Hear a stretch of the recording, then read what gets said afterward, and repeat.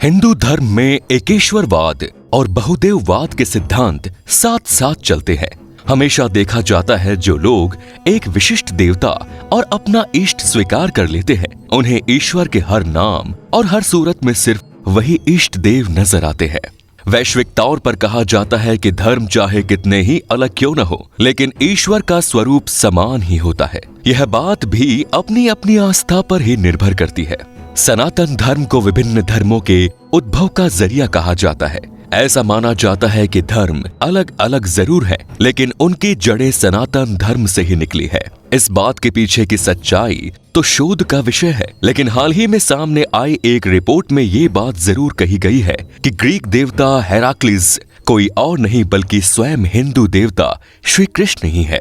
सुनकर आपको हैरानी जरूर हो सकती है, लेकिन जो बात सामने आ रही है वो तो कुछ ऐसी ही है कि भारत में यूनानी राजदूत मेगस्थनीज कृष्ण की कहानियों को यूनान तक लेकर गए थे। वहां जाकर उन्होंने श्री कृष्ण को ही हेराक्लिस नाम दिया था। तभी से यूनानी देवता हेराक्लिस यूनानी पौराणिक कथाओं का हिस्सा बन गए। कहते हैं कि श्री कृष्ण की महिमा, उनका आभा मंडल ही कुछ ऐसा था कि विभिन्न देशों के लोग उनसे जुड़ी कहानियों को अपने अपने देशों में ले गए।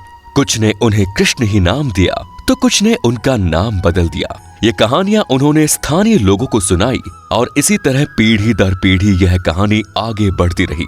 सभी ने अपनी परंपरा, अपने रिवाजों, अपने समाज के अनुसार उनका स्वरूप गढ़ा और उसे प्रचलित किया। यूनान के देवता हेराक्लिस भी उसी का एक उदाहरण है। अगर हम यूनानी देवता हेराक्लिस और हिंदू देवता श्री कृष्ण की बात करें तो उनके बीच की समानताएं बहुत हद तक स्पष्ट हो जाती हैं।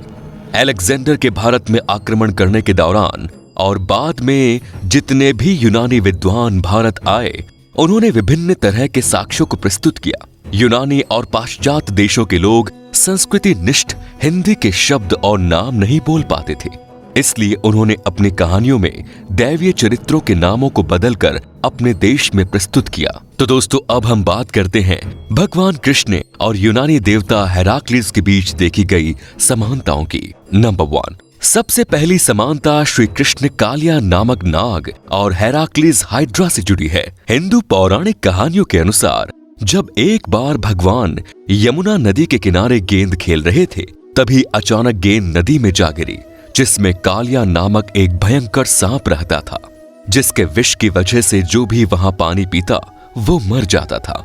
भगवान श्री कृष्ण ने कालिया नाग दंड देकर गांव वालों को उसके भय से मुक्त कराया। जिस भगवान श्री कृष्ण को कालिया नामक नाग से लड़ता दिखाया गया है, वैसे ही यूनानी पौराणिक कहानियों में देवता हेराक्लिस को हाइड्रा नामक सांप से युद्ध करते हुए दर्शाया गया है।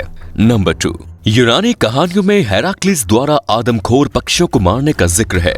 यूनानी पौराणिक कहानियों के अनुसार आर्केडिया की स्टिम्फेलिया नदी के किनारे रहने वाले इन चिड़ियों का आकार सारस के बराबर था और इनकी चोंच, पंजे और पंख लोहे के बने थे। युद्ध देवता एरीज के ये प्रिय पक्षी मानव भक्षी थे। उनकी नुकीली लोहे की चोंच कवच को भेद डालती थी। ये झुंड बनाकर उड़ती और इनके लोह पंख गिरने से कई प्राणियों की मृत्यु हो जाती। इनके मुंह से कुछ ऐसा लार निकलता था जिससे फसल नष्ट हो जाती थी। ये चिड़िया संभवतः मूलतः अरब के मरुस्थल में रहती थी और फिर वहां से प्रज्वलित हो स्टिम्फेलिया नदी के किनारे चली आई थी। हेराक्लिस ने बहुत ही बहादुरी के साथ इनका वध कर दिया था। ये ठीक उसी तरह से है कि जब श्री कृष्ण के मामा कंस ने कृष्ण को मारने के लिए भेजा था। बकासुर एक बगुले का रूप धारण करके श्री कृष्ण को मारने के लिए पहुंचा था। उस समय कान्हा और सभी बालक खेल रहे थे। तब बगुले ने कृष्ण को निगल लिया और कुछ ही देर बाद कान्हा ने उस बगुले को चीरकर उसका वध कर दिया। बतख की तरह दिखने वाले राक्षस बकासुर को मौत की घाट उतारा था। हेराक्लिस ने अपने कंधों पर पूरा ब्रह्मांड उठा रखा है। श्री कृष्ण ने अपने छोटी अंगुली से गोवर्धन पर्वत को उठाया था। भगवान कृष्ण ने वृंदावन वासियों को समझाया कि वो भगवान इंद्र की पूजा छोड़कर गोवर्धन पर्वत की पूजा करें। ये सुनकर भगवान इंद्र बहुत ज्यादा गुस्से में आ गए और उन्होंने वृंदावन पर मूसलाधार बारिश की।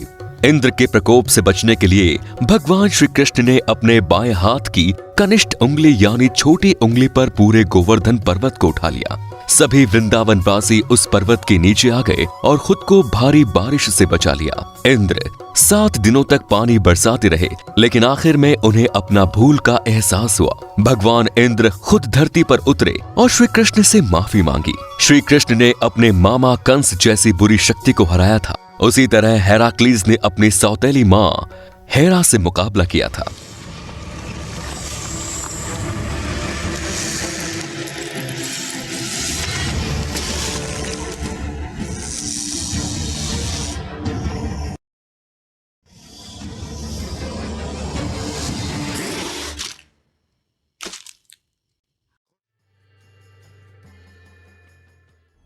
कुछ साल पहले करीब 200 ईसा पूर्व ग्रीक सभ्यता से प्राप्त हुए सिक्के मिले, जिनमें श्री कृष्ण और उनके भाई बलराम अपने शस्त्र मूसल और हल लिए खड़े हैं और एक अन्य सिक्के पर कृष्ण सुदर्शन चक्र के साथ उत्कीर्ण है। इन सब के अलावा ऐसे भी कई प्रमाण हैं जो ये साबित करने के लिए काफी है कि यूनानी राजा श्री कृष्ण की आराधना करते थे।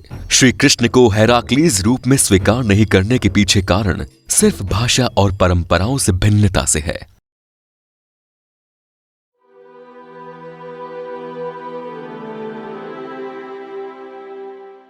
दोस्तों, ऐसा देखा जाता है कि हिंदू पौराणिक कथाओं और कई विदेशी पौराणिक कथाओं के बीच कई समानताएं दिखाई देती हैं। यह तो हम निश्चित रूप से नहीं कह सकते कि ये एक जैसे हैं या फिर एक दूसरे से संबंधित हैं। जैसे अगर देखा जाए तो महाभारत युद्ध और ट्रोजन युद्ध में बहुत सारी बातें ऐसी हैं जो मिलती जुलती हैं। वैसे तो हम सभी हिंदू पौराणिक कथाओं के बारे में जानते हैं, लेकिन अगर आप ध्यान से विदेशी पौराणिक कथाओं के बारे में पढ़ेंगे तो आपको ये जानकर हैरानी होगी कि अधिकतर विदेशी पौराणिक कथाएं हिंदू पौराणिक कथाओं से कितनी ज़्यादा प्रभावित है। यानी कि विदेशी पौराणिक कथाओं में हिंदू पौराणिक कथाओं की अधिकतर छाप दिखाई देती है और इन दोनों अलग अलग संस्कृति की कई कहानियों में आश्चर्यजनक रूप से समानता है।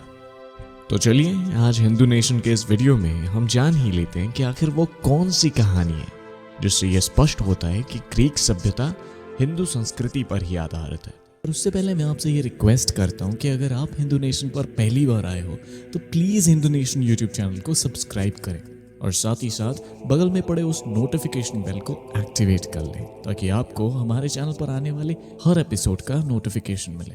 हमारे देवराज इंद्र और जूस। इंद्र और जूस के बीच काफ़ी हद तक समानता दिखाई देती है। जिस प्रकार से हिंदू धर्म में इंद्र को सभी देवताओं का राजा माना जाता है, दोस्तों ठीक उसी प्रकार ग्रीक सभ्यता में जूस को सभी देवताओं का राजा माना जाता है। हिंदू धर्म के अनुसार इंद्र वर्षा के देवता हैं और उनका सबसे शक्तिशाली अस्त्र है उनका वज्र। ठीक उसी प्रकार ग्रीक सभ्यता के राजा जूस भी ग्रीक सभ्यता में बादल, कड़कती बिजली और वर्षा के देवता माने गए हैं। वो भी इंद्र की तरह वज्र लिए रहते हैं। दोनों राजाओं के हथियार में भी काफी समानताएं देखने को मिलती हैं और दोनों राजा पर्वत में रहते हैं। इंद्र मेरु पर्वत पर निवास करते हैं जबकि जूस ओलंपस पर्वत पर निवास करते हैं। यमराज और हेडीज। यमराज और हेडीज के बीच काफी समानता देखने को मिलती है। जिस प्रकार से हिंदू धर्म में यमराज को मृत्यु का देवता माना जाता है, दोस्तों ठीक उसी प्रकार ग्रीक सभ्यता में भी हेडीज को मृत्यु का देवता माना जाता है। द्वारका नगरी और एटलांटिस द्वीप। हिंदू पौराणिक कथाओं के अनुसार भगवान श्री कृष्ण के कहने पर विश्वकर्मा जी ने इस अद्भुत द्वारका नगरी का निर्माण किया था। यहीं बैठकर उन्होंने सारे देश की भागदौड़ अपने हाथ में संभाली, पांडवों को सहारा दिया, धर्म की जीत कराई, शिशुपाल और दुर्योधन जैसे अधर्मी राजाओं को मिटाया। द्वारका उस जमाने में राजधानी बन गई थी। बड़े बड़े राजा यहाँ आते थे और बहुत से मामलों में भगवान श्री कृष्ण की सलाह लेते थे। इस जगह का धार्मिक महत्व तो है ही, ये जगह रहस्य में भी कुछ कम नहीं। कहा जाता है कि श्री कृष्ण की मृत्यु के बाद उनकी यह बसाई हुई नगरी समुद्र में डूब गई और आज भी यहाँ उस नगरी के अवशेष मौजूद हैं। दोस्तों ठीक उसी प्रकार ग्रीक सभ्यता में भी एटलांटिस द्वीप का वर्णन मिलता है। एटलांटिस महान द्वीप था और उसे उस समय धरती की सबसे खुशहाल जगह मानी जाती थी। वहाँ सोना और चांदी के साथ साथ बहुमूल्य पत्थरों की भरमार थी। द्वीप पर दूर दूर तक हरे भरे मैदान फैले थे। जमीन बहुत उपजाऊ थी, बड़ी तादाद में पशु पक्षी थे, तो फलों के बीच बगीचे भी थे। इस शहर को 5 क्षेत्रों में बंटा गया था। इस प्रकार शासन व्यवस्था भी आदर्श थी। ऐसा कहा जाता है कि एथेंस पर आक्रमण करने के असफल प्रयास के बाद एक दिन प्रलय आया और सब कुछ समाप्त करके चला गया। पूरी सभ्यता का नामो निशान ही मिट गया। असल में वहां एक साथ कई आपदाओं ने हमला किया। इतिहास के मुताबिक वहां ज्वालामुखी फटा तो समुद्र के पानी से उठी ऊंची लहरों ने समूचे द्वीप को अपने अंदर समा लिया।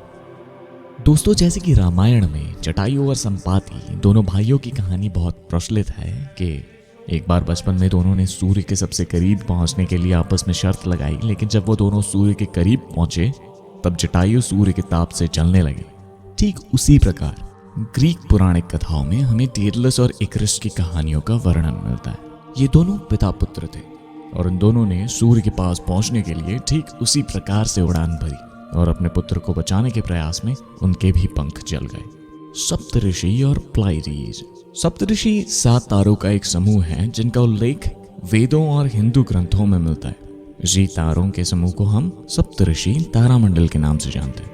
तो जैसे हमारे पास इन सप्तऋषियों के सिद्धांत हैं, ठीक वैसे ही अगर देखा जाए तो ग्रीक सभ्यता की पौराणिक कथाओं में भी 7 बहनों का सिद्धांत है जिन्हें प्लाइडीज कहा जाता है।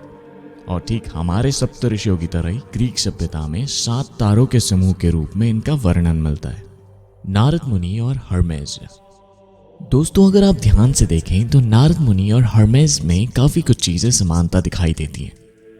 हिंदू पुराणों के अनुसार नारद जी ब्रह्म जी के पुत्र थे और ग्रीक देवता हर्मेस जूस के पुत्र थे। दोनों देवताओं में एक लोक से दूसरे लोक में जाने की शक्ति थी। और सिर्फ यही नहीं, दोनों के स्वभाव में भी बहुत समानताएं देखने को मिलती है। दोनों ही अपनी वाक्पटुता से लोगों की दिशा भ्रम करते थे।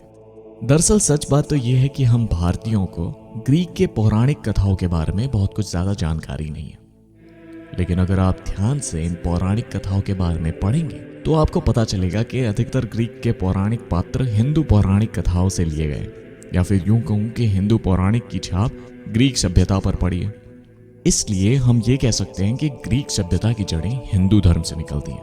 और ये बात सत्य है कि धर्म चाहे कितने भी अलग क्यों ना हो, परंतु ईश्वर का स्वरूप एक है।